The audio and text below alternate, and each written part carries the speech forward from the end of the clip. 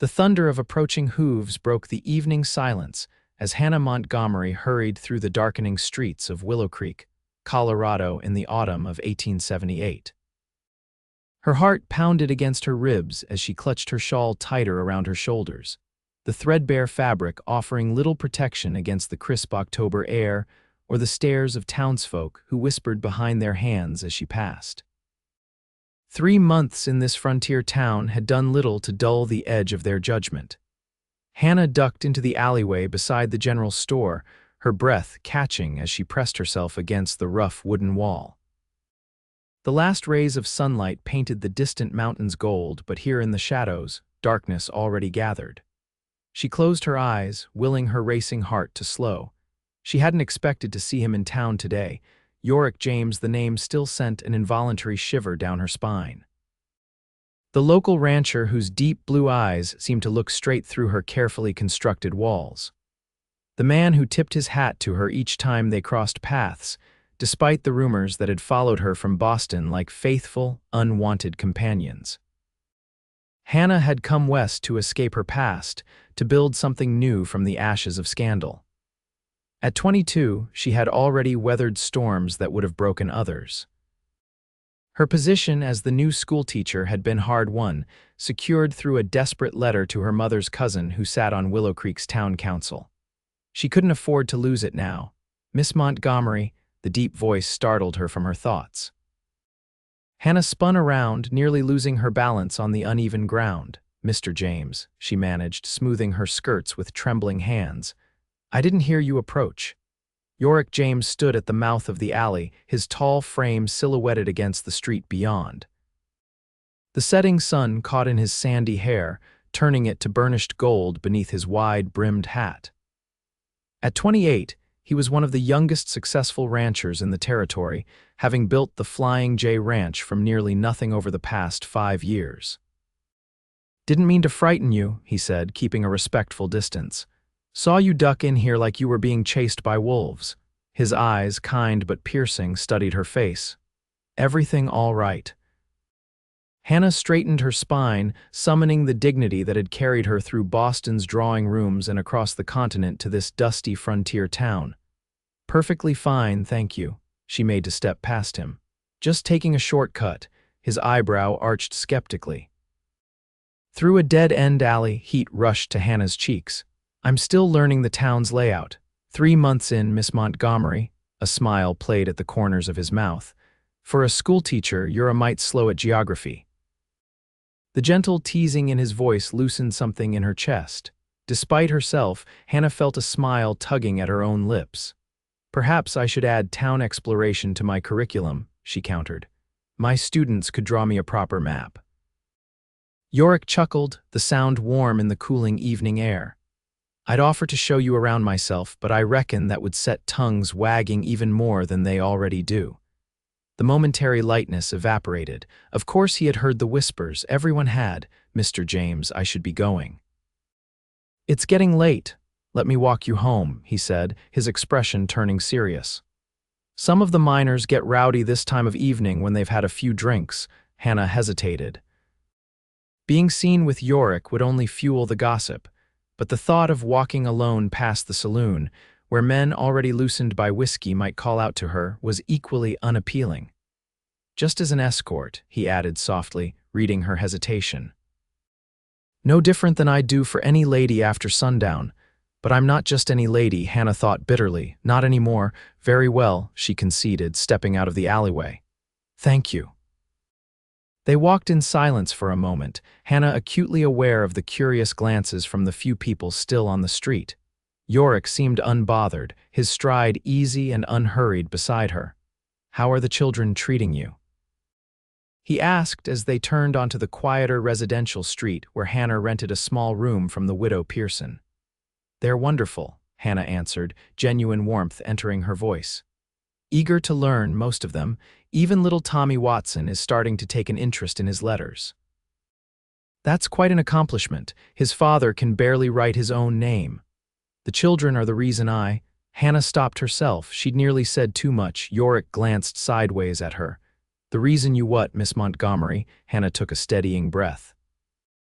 The reason I find such satisfaction in teaching, even here. Even in our humble little town, you mean?" His voice held no offense, only curiosity. "I didn't mean it's all right." Yorick smiled. "We're not Boston, that's for certain, but Willowcreek has its charms." They reached the small white house where Hannah boarded. Light glowed from the downstairs windows, and the smell of fresh bread wafted from the kitchen. Mrs. Pearson was likely preparing supper. "Thank you for accompanying me, Mr. James," Hannah said formally, stopping at the gate. Yorick nodded, removing his hat. The gesture revealed the full sweep of his features, the strong jaw, the slight crinkles at the corners of his eyes that spoke of smiles and squinting into the sun. "Miss Montgomery," he said, his voice dropping lower, "whatever you're running from, it doesn't matter here, not to those who count." Hannah felt as though the ground had shifted beneath her feet. "I don't know what you mean." "I think you do." His gaze was steady, unflinching. "Just know that not everyone in Willowcreek puts stock in rumors." Before she could respond, the front door opened, spilling more light onto the porch. "Hannah, is that you, dear?" Mrs. Pearson called. "Yes, madam," Hannah called back, grateful for the interruption. "I'll be right in." Yorick placed his hat back on his head with a slight nod. "Good evening, Miss Montgomery." "Good evening, Mr. James." As Hannah watched him walk away, his broad shoulders straight and confident under his worn leather vest, she felt something stir within her, something she had thought long dead. Hope, perhaps, or its more dangerous cousin, possibility. She turned and walked up the path to the house, unaware that Yorick had paused at the corner to watch her go, his expression thoughtful beneath the brim of his hat. The schoolhouse sat at the edge of town, a simple one-room building that served the educational needs of Willowcreek's 30-odd children. Hannah arrived early each morning to stoke the stove and prepare the day's lessons, finding peace in the quiet moments before her students arrived. On this particular morning, a week after her encounter with Yorick James, Hannah was surprised to find someone waiting on the schoolhouse steps. "Mr. James," she said, slowing her pace. "This is unexpected." Yorick stood as she approached, hat in hand. He wore a clean shirt beneath his vest and his boots had been polished. The effort at presentability wasn't lost on Hannah. "Miss Montgomery," he nodded in greeting. "Hope I'm not intruding on your preparations." "Not at all, I was just about to unlock the door." Hannah moved past him, fishing the key from her pocket. The proximity made her pulse quicken. "Is there something I can help you with? Actually, I came with an offer."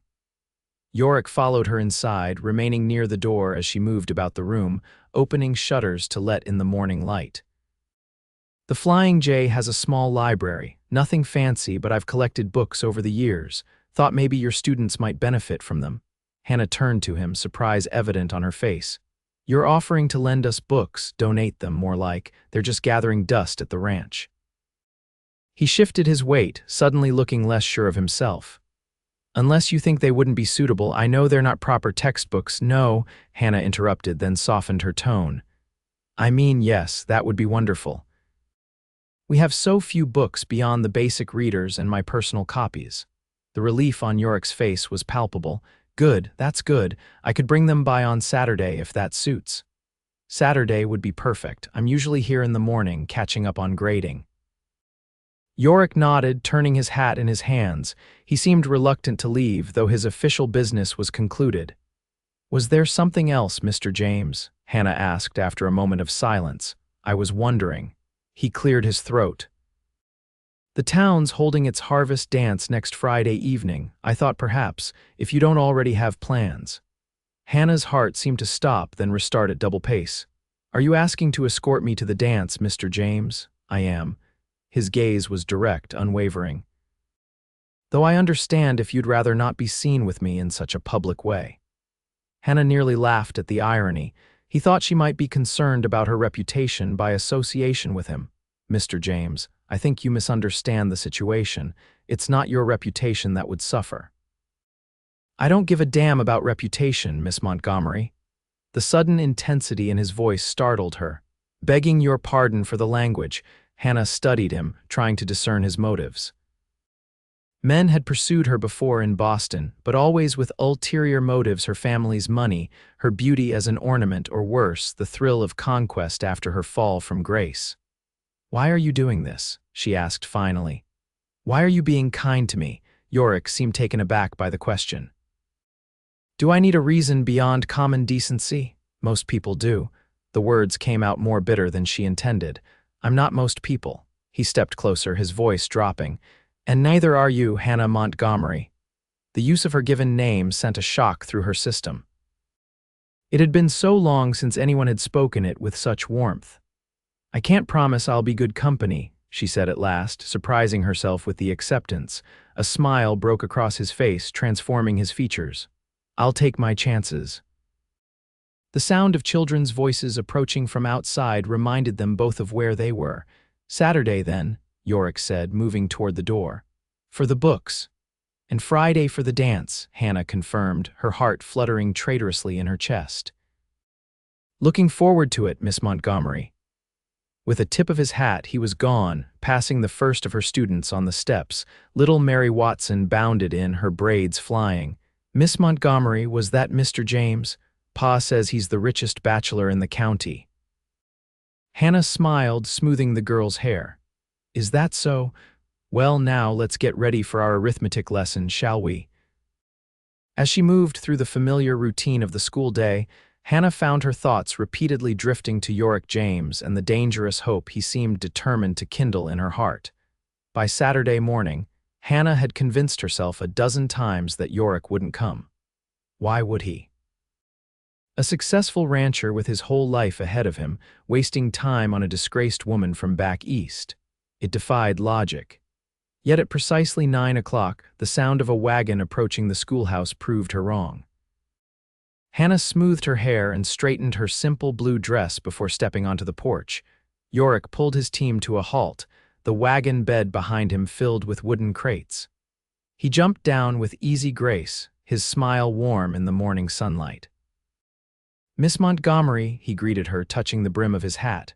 "Hope I'm not too early." "Not at all." Hannah descended the steps to inspect the crates.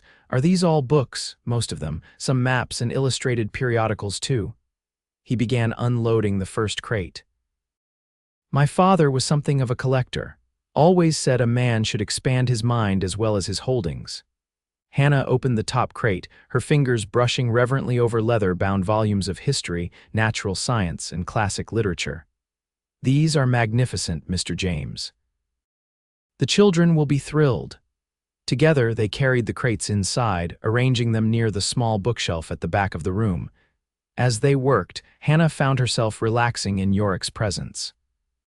His manner was easy, without the awkward formality or unwanted advances she'd grown to expect from men. "My father would be pleased to see these put to good use," Yorick said as they emptied the last crate. "He always said education was wasted on him, came west too young." "And you?" Hannah asked, curious. "Did you have much formal schooling?" "More than most out here. My mother insisted." He smiled at the memory. "She was from Philadelphia originally, came west as a mail-order bride and got more than she bargained for with my father. But she made sure I could quote Shakespeare as well as track a deer." Hannah laughed, the sound surprising her with its naturalness, an unusual combination of skills. Useful, though. Yorick's eyes crinkled at the corners.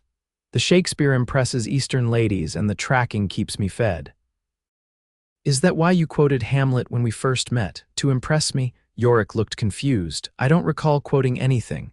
"Your name," Hannah explained. "Yorick, alas, poor Yorick." I knew him, Horatio. Understanding dawned on his face, followed by a hearty laugh. "Well, I'll be." "All these years, and I never made the connection. My mother named me after her grandfather. I don't think she was thinking of skulls and gravediggers at the time." Hannah felt her cheeks warm with embarrassment. "I'm sorry, I just assumed." "Don't be sorry. It's not every day I learn something new about my own name." His expression grew curious. "You're full of surprises, Miss Montgomery. Not many school teachers out here could quote Shakespeare off the cuff."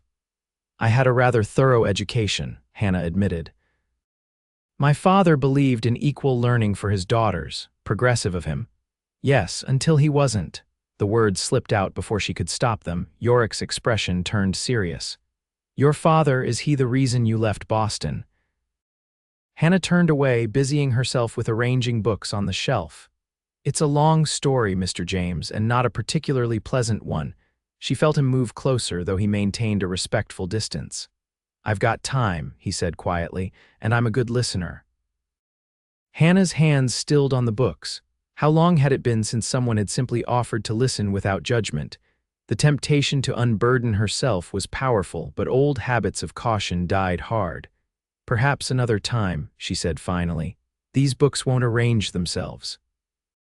Yorick accepted the deflection with grace. The offer stands. Whenever you're ready. They worked in companionable silence for a while, the only sounds the soft thud of books being placed on shelves and the occasional distant laughter of children playing in the town beyond. There, Hannah said at last, stepping back to admire their work. The once sparse bookshelf now overflowed with volumes, and they'd had to create a secondary display along the windowsill. It's transformed the room. I can't thank you enough. No need for thanks. Books should be read, not hidden away. Yorick dusted his hands on his trousers. Are you hungry? Mrs. Holloway at the cafe makes a fine apple pie on Saturdays. The invitation was casual, but Hannah felt herself tense. Walking with Yorick through town in broad daylight was different from an evening escort home. People would talk. I should probably get back to my grading, she hedged. Yorick's expression didn't change, but something in his eyes dimmed slightly. Of course, don't let me keep you. Hannah felt a stab of regret at the disappointment she'd caused. Why was she so afraid? Hadn't she come west precisely to escape the weight of others' judgments? Actually, she said before she could reconsider, apple pie sounds wonderful, just let me get my shawl. The surprise and pleasure that lit up Yorick's face was worth whatever gossip might follow. The walk to the cafe was both easier and harder than Hannah had anticipated. Easier because Yorick's conversation flowed naturally, touching on the town's history, the upcoming cattle drive, and his plans to expand the flying Jatacess operations. Harder because of the not-so-subtle stares and whispers that followed them down Main Street. Mrs. Holloway, a robust woman with flour perpetually dusting her apron, raised an eyebrow when they entered her cafe together, but said nothing beyond a cheerful greeting. She seated them near the window and brought coffee without being asked. 2 slices of your apple pie, please, Mrs. Holloway, Yorick ordered with an easy smile. I've been talking it up to Miss Montgomery here. Well, I hope it lives up to the praise, Mrs. Holloway said, her curious gaze flicking between them, coming right up. When she departed, Hannah leaned forward, her voice low. Everyone is staring at us. Yorick glanced around casually. Let them. Nothing improper about 2 people sharing pie in broad daylight. It's not the propriety they're questioning, Hannah said. It's me. Yorick's expression hardened slightly. You give them too much power, Miss Montgomery. It's easy for you to say that. You're established here, respected, and you're the school teacher, a position of respect. Hannah's laugh held no humor. We both know that's hanging by a thread, one complaint from the right parent, and the school board would be only too happy to send me packing. Yorick studied her for a long moment. What happened in Boston, Hannah? The use of her given name again, spoken softly across the table, broke something loose inside her. The weight of carrying her secret alone suddenly felt unbearable. I was engaged, she said, her voice barely above a whisper. To the son of my father's business partner, a suitable match, everyone said. Harrison was charming, well-educated, from an excellent family. Mrs. Holloway appeared with their pie, and Hannah fell silent until she departed again. You didn't love him, Yorick prompted gently. I thought I did. Hannah stared down at her untouched pie. Or at least I convinced myself I could learn to, but then. She took a deep breath. He had expectations. Before the wedding, I refused at first, but he was persistent, said it would be our secret that no one would ever know. Understanding dawned in Yorick's eyes, but there was no judgment there, only a growing anger that Hannah instinctively knew was not directed at her. He promised to marry me right away, she continued, her voice hollow. And like a fool, I believed him. Afterward, he changed. Became cruel, dismissive. When I discovered I was, with child, he accused me of trying to trap him, said it could be anyone's child, that I was impure, damaged goods. Hannah's hands trembled around her coffee cup. My father found out. The engagement was broken. Harrison spread rumors that destroyed what was left of my reputation. And then, her voice broke. I lost the baby, 3 months along. Yorick's hand moved across the table, not quite touching hers, but close enough that she could feel its warmth. I'm sorry, he said, the words simple but filled with genuine emotion. My father disowned me. My mother slipped me enough money to get west where no one would know my shame. A bitter smile touched her lips. Except the rumors followed me somehow, not the details, just enough innuendo. The fallen Boston socialite hiding in the West. You have nothing to be ashamed of, Yorick said, his voice low and fierce. Nothing.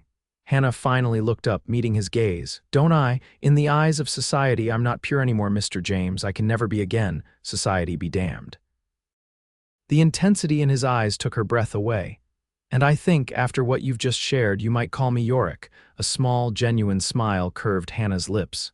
Yorick.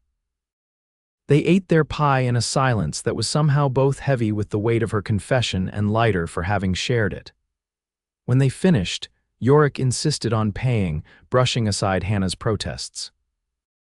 Outside, the October sun had warmed the day considerably, and Hannah found herself unwrapping her shawl as they walked back toward the schoolhouse. Thank you, she said after they had gone a block in companionable silence. For the pie, it was my pleasure. For listening, for not. She searched for the words, for not looking at me differently afterward. Yorick stopped walking, turning to face her fully on the boardwalk. People passed around them, some slowing to observe the interaction with undisguised curiosity. Hannah, he said, seemingly oblivious to their audience, what happened to you was a betrayal, not a sin. That man's actions reflect on his character, not yours. The simple truth of it, spoken aloud in the clear light of day, struck Hannah with the force of revelation. For so long, she had carried the weight of shame that rightfully belonged to Harrison. Thank you, she whispered again, the words inadequate for the gift he had given her. They resumed walking, and Hannah found herself standing straighter, her chin lifted slightly. Let them stare, she thought. Let them whisper. For the first time in over a year, she felt the stirrings of her old confidence returning. When they reached the schoolhouse, Yorick paused at the bottom of the steps. I'll pick you up at 7 on Friday, he said, for the harvest dance. Hannah nodded, surprising herself with how much she was looking forward to it. I'll be ready. And Hannah, his voice stopped her as she turned to go inside. Thank you for trusting me with your story. The simple sincerity in his eyes made her heart swell. Thank you for being worthy of the trust. As Hannah watched him walk back toward where he'd left his wagon, she felt something shift inside her as if a door long shut had been carefully, tentatively opened. The week leading up to the harvest dance passed in a blur of lessons, grading, and increasingly excited speculation from Hannah's students. Word of Yorick James escorting the schoolteacher to the dance had spread through town like wildfire, and the children were not immune to the gossip. My ma says Mr. James never takes anybody to the dances, announced 10-year-old Sarah Johnson during their Friday geography lesson. She says he must be sweet on you, Miss Montgomery. The other children giggled while Hannah felt heat rise to her cheeks. That's quite enough, Sarah.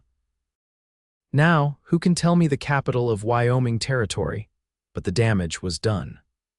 The children's eyes shone with curiosity and excitement, and Hannah found it increasingly difficult to maintain their attention as the afternoon wore on.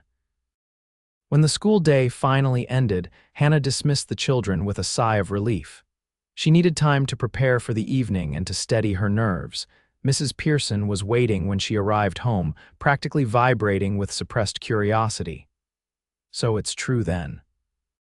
The older woman asked as Hannah hung her coat. Yorick James is escorting you to the harvest dance? Hannah nodded, unable to keep a small smile from her lips. Yes, Mrs. Pearson. Well, the widow clasped her hands together. That's the most exciting news this town has had since the Wilkinson twins were born with a full head of red hair. Yorick James hasn't courted anyone properly since he came back from the war. It's hardly courting, Hannah protested, though the words sent a pleasant flutter through her stomach. It's just a dance. Mrs. Pearson's knowing look said she thought otherwise. Either way, you'll want to look your best. I've drawn you a hot bath upstairs, and I dug out my special lavender soap." Touched by the woman's thoughtfulness, Hannah impulsively hugged her. "Thank you, go on now. You've only got a few hours, and that hair of yours will need taming." Upstairs in her small room, Hannah surveyed her limited wardrobe with a critical eye. She had brought only a few good dresses west with her, most of her fine Boston gowns sold to fund her journey. After some deliberation, she settled on her best dress, a deep green silk with modest lace trim that brought out the gold flecks in her hazel eyes. As she bathed and dressed, Hannah's thoughts kept returning to Yorick. Since their conversation in the cafe, something had changed between them, a deeper understanding, a foundation of truth upon which something more might be built. The prospect both thrilled and terrified her. At precisely 7 o'clock, a knock sounded at the front door. Hannah heard Mrs. Pearson's cheerful greeting, followed by Yorick's deeper voice. Taking a final glance in the mirror, she descended the stairs. Yorick stood in the entryway, hat in hand, wearing a crisp white shirt, dark vest, and the cleanest pair of denims Hannah had ever seen on a working rancher. He had trimmed his beard and slicked back his sandy hair, but it was the way his eyes widened when he saw her that made Hannah's breath catch. "Miss Montgomery," he said, his voice slightly rougher than usual. "You look beautiful." "Thank you," she replied softly. "You clean up rather well yourself, Mr. James." "Yorick," he reminded her with a smile. "Yorick," she agreed. Mrs. Pearson watched this exchange with undisguised delight. "Don't you two make a handsome pair? Now, off with you before the dancing starts without you." Outside, a sleek buggy waited, the chestnut mare harnessed to it gleaming in the early evening light. "Not your usual work wagon," Hannah observed as Yorick helped her up, thought the occasion called for something nicer. He settled beside her, taking up the reins. "Besides, Penny here deserves a night off from ranch work now and then." The town hall, normally a utilitarian building that housed the mayor's office and weekly town meetings, had been transformed for the harvest dance. Paper lanterns hung from the rafters, casting a warm glow over the polished wooden floor. Bundles of dried corn stalks and pumpkins decorated the corners, and tables laden with food and drink lined one wall. A small ensemble of local musicians, a fiddler, a guitarist, and a man with a harmonica played a lively tune as couples already swirled around the floor. Hannah felt the stares as Yorick helped her from her wrap. The music didn't falter, but conversations paused, heads turned, and whispers rippled through the crowd. She fought the urge to shrink back, instead drawing strength from Yorick's solid presence beside her. "Shall we?" he asked, offering his arm. "Everyone's watching," she murmured. "Let them watch." His smile was warm and reassuring. "They're just jealous I've got the prettiest woman in Colorado on my arm tonight." The compliment, delivered with such straightforward sincerity, made Hannah's heart skip. She placed her hand on his arm. "Lead the way." They had barely taken 2 steps when Mayor Holloway intercepted them, his wife the same Mrs. Holloway who ran the cafe at his side. "James, good to see you attending the social functions for once," the mayor boomed, his gaze sliding curiously to Hannah. "And Miss Montgomery, a pleasure. You're looking quite Eastern this evening." Hannah wasn't sure if it was meant as a compliment or criticism, but she smiled politely nonetheless. "Thank you, Mayor Holloway." "Sarah tells me you've doubled the number of books in the schoolhouse," Mrs. Holloway said. "Says Mr. James here donated his entire library." "Not the entire library," Yorick corrected with an easy smile. "Just the ones I thought the children might enjoy. Can't part with my almanacs and cattle breeding journals, I'm afraid." The joke lightened the awkward moment, and even the mayor chuckled. After a few more minutes of small talk, the Holloways moved on to greet other arrivals. "That wasn't so bad," Yorick said, guiding Hannah toward the refreshment table. "They were being civil because you were present," Hannah pointed out. "Mrs. Holloway has barely spoken 2 words to me in the 3 months I've been here, except to take my order at the cafe." "Maybe she's just shy," Yorick suggested, his eyes twinkling. Hannah laughed despite herself. "Mrs. Holloway. The woman who once broke up a bar fight with nothing but a rolling pin and her voice. I doubt it." Point taken. Yorick handed her a cup of punch, But people can surprise you, give them time. Before Hannah could respond, the musicians struck up a waltz and Yorick set down his own punch. "May I have this dance, Miss Montgomery?" Hannah hesitated only briefly before placing her hand in his outstretched one. "You may, Mr. James." Yorick led her onto the dance floor with confidence, his hand warm at the small of her back as they took their position. Other couples swirled around them, but Hannah was conscious only of Yorick, the solid strength of his arm, the faint scent of soap and leather that clung to him, the way his eyes never left her face. "You dance well," she observed as he guided her through a turn. "My mother insisted," he replied with a smile, "said no son of hers was going to clod around a dance floor like a newborn calf. She sounds formidable." She was. A shadow of old grief passed over his face. "She passed 5 years ago, pneumonia." "I'm sorry," Hannah said softly. "Your father." 2 years before her, heart gave out. Yorick's steps never faltered as he spoke. "It's just me now at the Flying J. Well, me and about a dozen hands during the busy seasons. It must get lonely," Hannah ventured. Something flickered in Yorick's eyes. "It does. But a man gets used to his own company." "Does he?" "No," he admitted with a small smile. "Not really." The waltz ended and couples around them applauded the musicians, but Yorick didn't release Hannah's hand and she made no move to pull away. "Another?" he asked as the fiddle struck up a livelier tune. "I'd like that." They danced 3 more dances in succession, their movements growing more fluid and natural together with each one. Hannah found herself laughing more freely than she had in over a year, her earlier self-consciousness fading as Yorick spun her through the patterns of a country reel. When they finally stepped off the dance floor, flushed and breathless, several of the town's women who had previously avoided Hannah approached with smiles and compliments on her dress.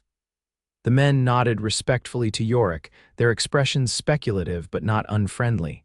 "See," Yorick murmured as they made their way to the refreshment table. "People can change their minds. Or perhaps they've just decided that if Yorick James doesn't mind my scandalous past, they should reconsider their position," Hannah replied dryly. "Does it matter why, as long as they're being decent?" Hannah considered this as she sipped her punch. "I suppose not, though I'd rather be accepted on my own merits than as an extension of your apparent approval." "Fair enough." Yorick's gaze grew serious. "But for what it's worth, your scandalous past makes me admire you more, not less. It takes courage to rebuild your life after the kind of betrayal you experienced." Hannah felt warmth bloom in her chest that had nothing to do with the exertion of dancing. "Thank you." The evening continued pleasantly, with more dancing, sampling of the town's best home cooking, and increasingly friendly interactions with the other attendees.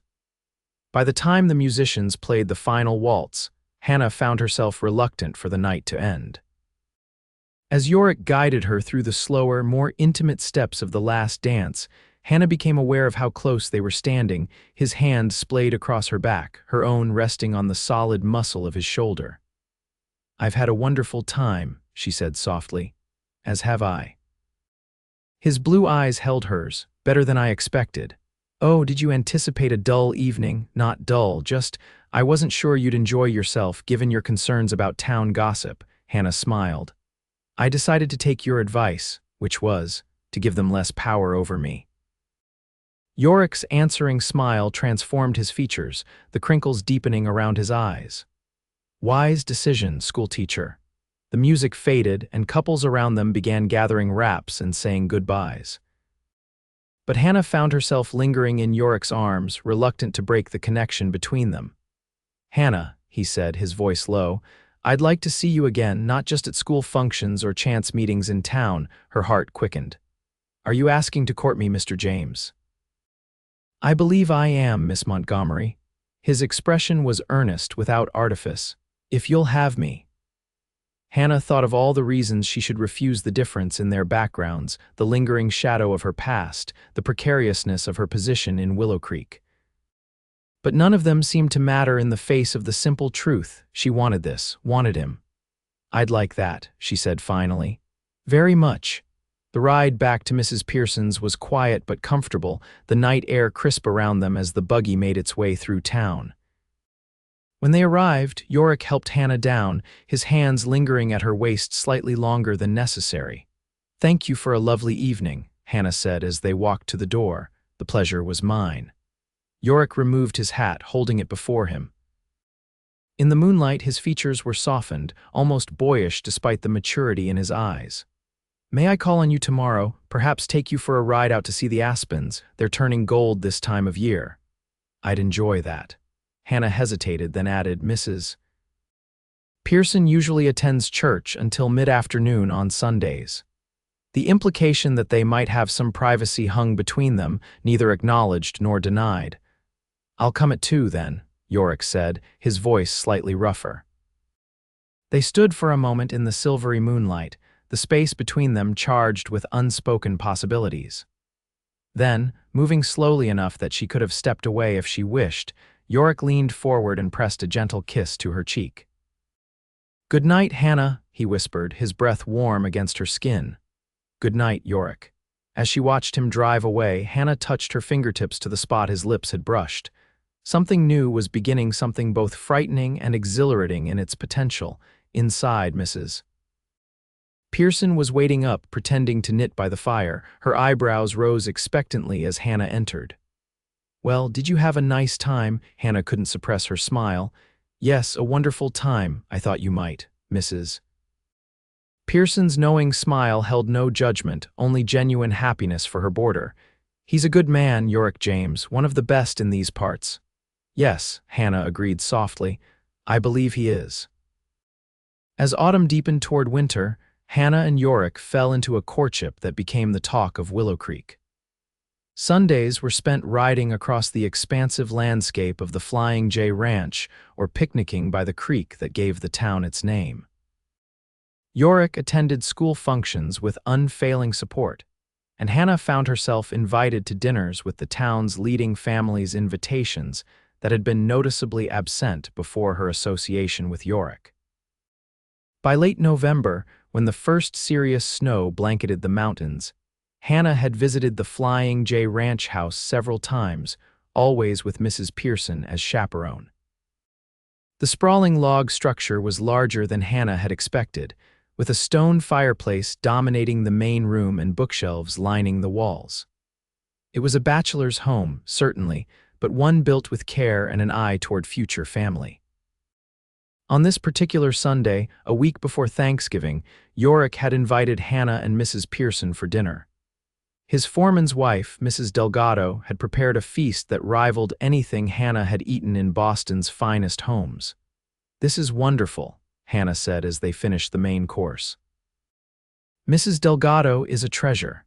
"That she is," Yorick agreed, pouring more wine into their glasses. "Though I've warned her not to spoil you too much. Don't want you getting ideas about my cooking skills that I can't possibly live up to." Hannah laughed. "Are you saying you don't regularly prepare 5-course meals, Mr. James? I can fry bacon without burning it," he offered with a grin. "And my coffee's been described as not entirely undrinkable. High praise indeed, Mrs. Pearson, who had been watching their banter with amused tolerance, set down her napkin. "If you'll excuse me, I think I'll step into the kitchen to compliment Mrs. Delgado personally, and perhaps see if she needs help with dessert." When she had gone, Yorick's expression grew more serious. "I have something I want to show you." Hannah raised an eyebrow. "That sounds mysterious." "Not really." He stood, offering his hand. "Come with me." Curious, Hannah allowed him to lead her from the dining room down a hallway she hadn't explored on previous visits. He opened a door near the end, ushering her into what was clearly his study, a comfortable room with a desk facing windows that overlooked the distant mountains, more bookshelves, and a smaller fireplace currently crackling with a cheerful blaze. "It's lovely," Hannah said, taking in the space that so clearly reflected Yorick's personality, practical but with unexpected touches of elegance, like the finely crafted desk and the painting of a mountain sunrise above the mantel. "It's where I do the ranch accounts and correspondence," Yorick explained, moving to a cabinet beside the desk. "But that's not what I wanted to show you." He withdrew a small wooden box intricately carved with a floral pattern. "This belonged to my mother." Hannah accepted the box carefully, admiring the craftsmanship. It's beautiful. Open it, Yorick urged softly. Inside, nestled on faded velvet, lay a ring, a delicate gold band set with a modest diamond flanked by two smaller sapphires. Hannah's breath caught. She looked up to find Yorick watching her intently, his expression a mixture of hope and vulnerability she had never seen on his face before. "Yorick, I know it's fast," he said quickly. "We've only been courting a few months. But Hannah, I've known since that first dance that you're the woman I want to spend my life with." He took the box gently from her hands and removed the ring, then dropped to one knee before her. The gesture, so traditional and unexpected from the practical rancher, brought tears to Hannah's eyes. "Hannah Montgomery, I love you, your strength, your kindness, your resilience. I love the way you challenge me, the way you see the world, the way you've opened your heart to me despite everything that's happened to you." He took a deep breath. "I want to build a life with you. Here at the Flying J or anywhere you want to go. Will you marry me?" Hannah felt as though her heart might burst from her chest. In the months they had spent together, she had fallen deeply in love with Yorick James, his quiet strength, his unfailing kindness, his absolute acceptance of her past. Yet a shadow of doubt still lingered. "Yorick, are you certain? You know what people say about me, what they think." "I don't give a damn what people think," he said firmly. "I know who you are, Hannah, the rest doesn't matter. But it might, someday. When the novelty wears off, there's no novelty to wear off." Yorick rose, taking her hands in his. "What I feel for you isn't going to change." Hannah searched his face, finding nothing there but sincere love and absolute certainty. "My past is part of what made you the woman you are. The woman I love." His thumbs brushed over her knuckles. "Hannah, nothing in your past changes how I feel about you. If anything, knowing what you've survived only makes me admire you more." Tears spilled onto Hannah's cheeks. "I'm not pure anymore," she whispered, the words that had haunted her for so long finally spoken aloud to the man she loved. Yorick released one of her hands to gently lift her chin, ensuring she met his gaze. "I don't want some idealized, untouched version of you, Hannah. I want you with all your experiences, all your scars, all your strength. I love you more because of what you've endured, not less." A sob escaped her throat, years of shame and self-doubt crumbling under the weight of his acceptance. "I love you, Yorick. Yes, yes, I'll marry you." Joy bloomed across his features as he slipped the ring onto her finger. It fit perfectly, as if it had been made for her hand. Before she could admire it properly, Yorick had gathered her into his arms, his lips finding hers in their first real kiss. The tenderness of it nearly undid her, the gentle pressure of his mouth against hers, the slight rasp of his beard against her skin, the way his hands cradled her face as though she were something infinitely precious. When they finally parted, both slightly breathless, Hannah felt as though something fundamental had shifted inside her, as if the last piece of a puzzle had finally fallen into place. "I've been wanting to do that for months," Yorick admitted, his forehead resting against hers. "What took you so long?" Hannah teased, her fingers curling into the fabric of his shirt. "I was trying to be a gentleman. And now," his eyes darkened slightly, "now I'm trying very hard to remember that Mrs. Pearson is just down the hall." Hannah laughed softly, the sound full of joy and promise. "Perhaps we should return to the dining room before she comes looking for us. Probably wise." Yorick pressed one more quick kiss to her lips before stepping back, though he kept hold of her hand. "Though I should warn you, she's likely to guess what happened the moment she sees that ring." "I don't mind," Hannah said, realizing as she spoke that it was true. For the first time in over a year, she didn't care what anyone thought. She was happy, truly, deeply happy, and she wanted the world to know it. As predicted, Mrs. Pearson's sharp eyes caught the glint of the ring the moment they returned to the dining room. Her delighted squeal brought Mrs. Delgado hurrying from the kitchen, and soon both women were embracing Hannah and offering tearful congratulations. "We must plan the wedding right away," Mrs. Pearson declared, "before the worst of winter sets in." "There's no rush," Hannah began, but Yorick's hand squeezed hers. "Actually," he said, "I was hoping for Christmas Eve." Hannah turned to him in surprise. "That's barely a month away, too soon." His expression was hopeful but understanding. "We can wait until spring if you prefer." Hannah considered. A month was indeed a short engagement by any standard. But she and Yorick had already weathered more honest conversations than many couples managed in years of marriage. And the thought of beginning the new year as Mrs. Yorick James filled her with a joy she couldn't deny. Christmas Eve would be perfect, she decided, her heart warming at the happiness that spread across Yorick's face. Then it's settled. Mrs. Pearson clapped her hands. A Christmas Eve wedding. Oh, there's so much to do. The dress, the flowers, though those will be hard to come by in December, the cake. As the older woman listed all the necessary preparations, Hannah caught Yorick's eye across the table. His smile, full of love and promise, made her feel as though she had finally, truly come home. News of their engagement spread through Willowcreek with remarkable speed. By Monday morning, when Hannah arrived at the schoolhouse, several students presented her with hastily made congratulatory cards, and Mrs. Holloway appeared at lunch with a special basket of pastries for the bride-to-be. The following weeks passed in a whirlwind of wedding preparations. The town embraced the celebration with unexpected enthusiasm. Mrs.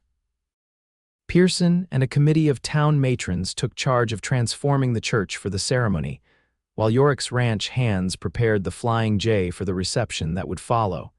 Hannah wrote to her mother, not expecting a response but feeling compelled to share her happiness. To her shock, a letter arrived a week before the wedding, containing a brief note of congratulation and a delicate lace handkerchief that had belonged to her grandmother.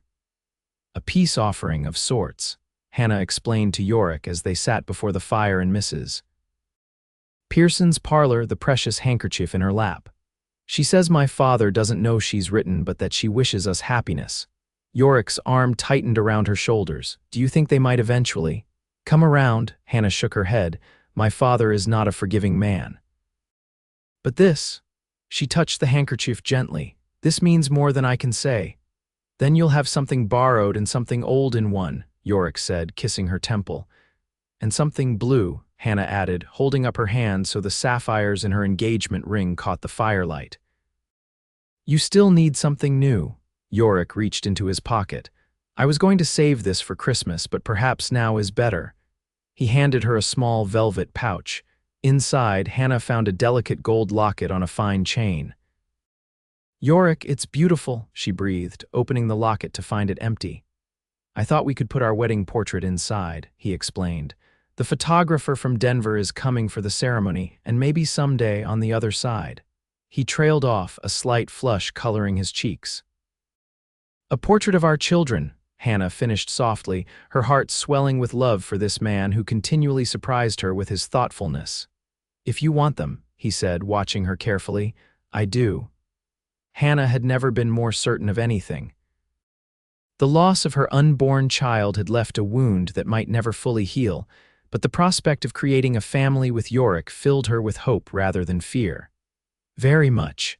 The joy in his eyes matched her own as he fastened the locket around her neck. Then that's what we'll do. On Christmas Eve, as snow fell gently outside the white steepled church, Hannah stood before the mirror in the small antechamber, hardly recognizing the woman who looked back at her. Her dress, a creation of ivory satin and delicate lace rushed from Denver by special order, fell in elegant lines to the floor. Mrs. Pearson had arranged her hair in an intricate style adorned with sprigs of evergreen and red winter berries in place of traditional flowers. You look beautiful, dear, Mrs. Pearson said, adjusting the lace veil one final time. Absolutely radiant.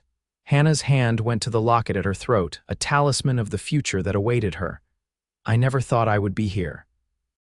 After everything that happened in Boston, I believed that part of my life was over forever. Life has a way of surprising us.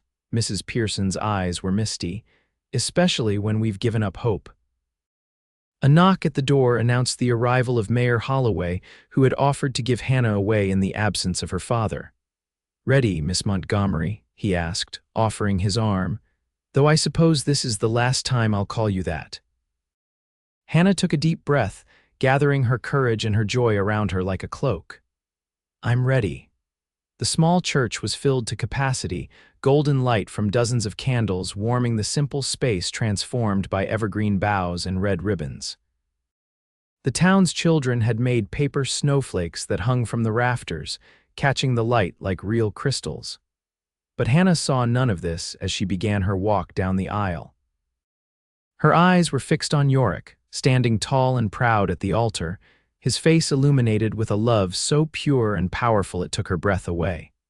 As she reached him and placed her hand in his, the rest of the world seemed to fade away. The ceremony proceeded in a blur of emotion, until the moment the pastor spoke the words that would change everything.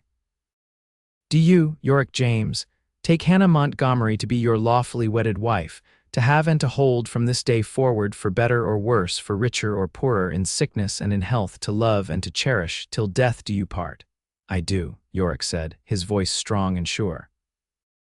"And do you, Hannah Montgomery, take Yorick James to be your lawfully wedded husband, to have and to hold from this day forward for better or worse, for richer or poorer, in sickness and in health, to love and to cherish, till death do you part?" Hannah looked into the eyes of the man who had taught her to believe in love again, who had seen her at her most vulnerable and loved her not despite her past, but because of the strength it had given her. "I do," she promised, her voice clear and unwavering. "Then by the power vested in me, I now pronounce you husband and wife." The pastor smiled. "You may kiss your bride." Yorick's hands gently framed her face as he leaned down to claim her lips in a kiss that sealed their vows. The congregation erupted in cheers and applause, but Hannah heard nothing beyond the beating of her own heart, perfectly in time with Yorick's. "Mrs. James," he whispered against her lips. "My husband," she answered, the words a promise and a prayer. Hand in hand, they turned to face their friends and neighbors, now their family, as they began their new life together, built on a foundation of love that accepted all, forgave all, and promised all. The reception at the Flying J Ranch stretched late into the night, with dancing and feasting that rivaled any celebration Willowcreek had ever seen. The great room of the ranch house, decorated with more evergreens and candles, hummed with music and laughter as townsfolk who had once whispered behind Hannah's back now toasted her happiness with genuine warmth. When the last guests had departed and the ranch house grew quiet, Yorick led Hannah up the stairs to what was now their bedroom. The master suite had been transformed in the weeks leading up to the wedding. New curtains hung at the windows, a larger bed with a handmade quilt dominated the room, and a dressing table with a mirror had been placed near the window for Hannah's use. "You like it?" Yorick asked, a hint of nervousness in his voice. Mrs. Delgado helped with the furnishings, but if there's anything you want to change, Hannah silenced him with a kiss. "It's perfect, all of it." The nervousness in his eyes gave way to a deeper emotion as he traced the line of her jaw with his fingertips. "I still can't believe you're my wife." "Believe it," Hannah whispered, her hands finding the buttons of his vest.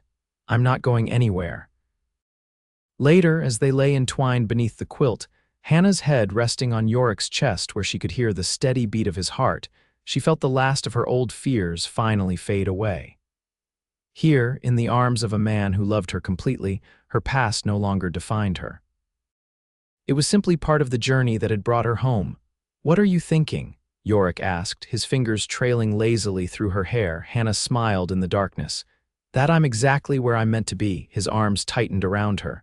"Welcome home, Mrs. James." "Home," she repeated, the word filled with all the promise of their future together. "Yes, that's exactly what this is." As winter gave way to spring and spring blossomed into summer, Hannah and Yorick settled into married life with a joy that deepened with each passing day.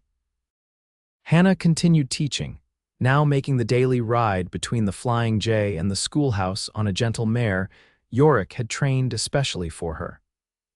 The ranch thrived under their combined care, with Hannah bringing her organizational skills and education to the business side of operations. In late summer, as the first anniversary of their courtship approached, Hannah awoke one morning feeling unusually queasy. After the third such morning, she confided her suspicions to Mrs. Delgado, whose knowing smile confirmed what Hannah already suspected. That evening, as they sat on the porch watching the sunset paint the distant mountains in shades of gold and purple, Hannah took Yorick's hand and placed it gently over her still flat stomach. His eyes widened in question, hope dawning as she nodded. "Really?" he whispered, his voice rough with emotion. "Dr. Miller confirmed it today," Hannah said, her own eyes filling with tears of joy. "We're going to have a baby, Yorick, in early spring." With a whoop of pure happiness, Yorick gathered her into his arms, his kisses mingling with laughter and tears. "A baby," he repeated in wonder. "Our baby." Hannah rested her forehead against his, overcome with the perfection of the moment. Once, she had believed her dreams of motherhood had died along with her unborn child in Boston. Now, surrounded by the love of a good man and a community that had come to embrace her, she was being given a second chance. "Are you scared?" Yorick asked softly, his hand still protectively covering her belly. "A little," she admitted, "after what happened before." "This time will be different," he promised. "You're not alone, Hannah, not ever again." As the baby grew within her, Hannah found herself surrounded by support. The women of Willowcreek, who had once shunned her, now brought gifts of handmade baby clothes and offered advice about pregnancy and childbirth. Mrs. Pearson knitted an entire layette in soft yellow wool, declaring that it would suit a boy or girl equally well. By Christmas, Hannah's condition was obvious to all, her rounded belly a visible testament to the new life she and Yorick had created. The holiday was made even more special by the arrival of a package from Boston, a christening gown that had been in Hannah's family for generations, sent by her mother with a note expressing her hope to meet her grandchild someday. "She's coming around," Yorick observed as Hannah carefully unfolded the delicate garment. "Perhaps your father will too in time." "Perhaps," Hannah agreed, though she held little hope for reconciliation with the man who had disowned her so thoroughly. "But even if he doesn't, our child will know love from every side. That's what matters." The baby arrived on a bright April morning in 1880 after a long but uncomplicated labor. As dawn broke over the mountains, Hannah gave a final push and was rewarded with the lusty cry of her newborn daughter. "She's perfect," Yorick breathed, tears streaming unashamedly down his face as the midwife placed the squalling infant in Hannah's arms. "Just like her mother." Hannah gazed down at the tiny face, heart overflowing with a love so powerful it took her breath away. "Hello, Hope," she whispered, the name they had chosen months before suddenly feeling more right than ever. "Hope Elizabeth James," Yorick confirmed, his finger gently stroking the baby's downy cheek. "Our new beginning." As the years passed, the Flying J prospered and grew, as did the James family. 2 years after Hope's birth, Hannah delivered twin boys William and Joseph, who brought equal measures of joy and chaos to the ranch. The children grew strong and happy, surrounded by the love of their parents and the wider community that had become their extended family. In the spring of 1885, as Hannah sat on the porch swing watching Yorick teach 5-year-old Hope to ride her first pony, a carriage appeared on the long drive leading to the ranch house. Curious, Hannah shaded her eyes against the sun, trying to identify the unexpected visitors. It wasn't until the carriage drew closer that recognition dawned, sending a shock through her system. The elegant older couple emerging from the vehicle were unmistakable, despite the years that had passed. "Mother, father," Hannah whispered, rising to her feet. Yorick, alerted by her expression, lifted Hope from the pony and quickly made his way to Hannah's side, the twins toddling behind him from where they had been playing in the yard. "Is that?" he began, his arm protective around her waist. "Yes," Hannah's voice trembled. "I don't understand." "Why would they come now after all this time?" "Only one way to find out," Yorick said gently. "Do you want to see them?" Hannah looked at her husband, this man who had loved her so completely, who had given her a second chance at happiness when she believed it impossible and drew strength from his steady presence. "Yes," she decided. "With you beside me, I can face anything." Together, with their children gathered around them, Hannah and Yorick walked down the porch steps to meet the visitors from her past. As they approached, Hannah saw her mother's eyes fill with tears at the sight of the grandchildren she had never met. Even her father's stern expression softened as Little Hope, ever the friendly one, stepped forward with a curious smile. "Hello," the child said confidently. "I'm Hope Elizabeth James. Are you really my grandparents from Boston?" Hannah's father knelt slowly, his aging knees protesting, until he was at eye level with the little girl who bore such a strong resemblance to Hannah at the same age.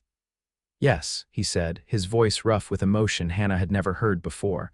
"We are, and we've come a very long way to meet you."